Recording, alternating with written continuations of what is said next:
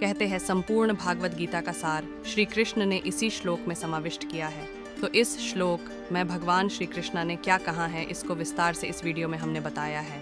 तो यह video last तक देखिए। नमस्कार दोस्तों, इस नए वीडियो में हम बात करेंगे भगवत गीता के अनमोल उपदेशों की, जो हमें जीवन में मार्गदर्शन करते हैं। श्लोक 1, यत् किंचिदस्ति तत्सर्वं भविष्यति च सर्वम, यानी कि जो कुछ भी हुआ वह अच्छे के लिए ही हुआ है।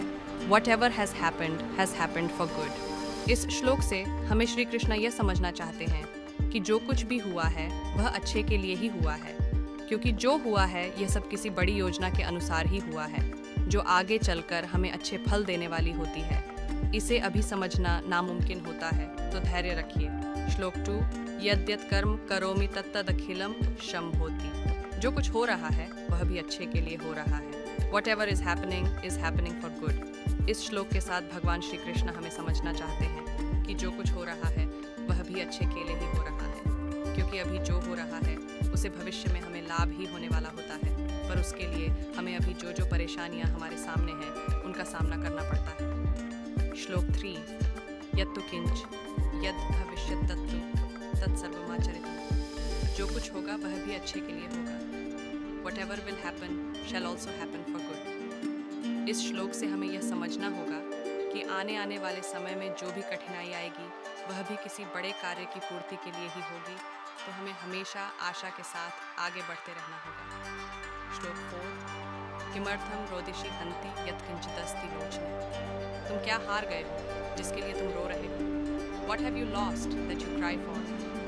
इस श्लोक के साथ हमें यह समझना होगा कि इस जग में आया हुआ हर एक इंसान, हर एक वास्तु उसका अंत है, और हमें उससे व्यक्ति या वस्तु के को जाने से दुखी होकर बैठना नहीं है, बल्कि आगे बढ़ते रहना है। श्लोक 5, किंत्वा मुद्दारने लाया किंत्वा हन्ति यन्मुहुः। तुमने क्या लाया है जिसे तुमने खो दिया है? What did you bring that you lost? भगवान श्री कृष्ण कहते हैं, तुम जब इस जीवन में आए थे तब क्या लेकर आए थे? कुछ नहीं। अगर तुम्हारे पास कुछ नहीं था तो कैसे किसी को तुम को सकते हो? कुछ समझे। श्लोक 6, किमित्थम प्रत्यपाद्येन तव किंचित भविष्यतीन्स। तुमने क्या बनाया है जो तबाह हो गया है? What did you create that was destroyed? ये हमें हमारे कर्मों और रचनाओं को विचार करने के लिए प्रेरित करता है। ये हमें यहाँ के परिणामों पर हमारा अधिकार नहीं होता है और हमारे प्रयासों के परिणामों से अलग होने का महत्व दर्शाता है। श्लोक 7, त्वं खलु खालायां आगतोसि त्वं खलु खालायां गच्छसि। तुम खाली हाथ आए थे और तुम खाली हाथ जाओगे। You came empty-handed and will go empty-handed। आपने सही कहा है।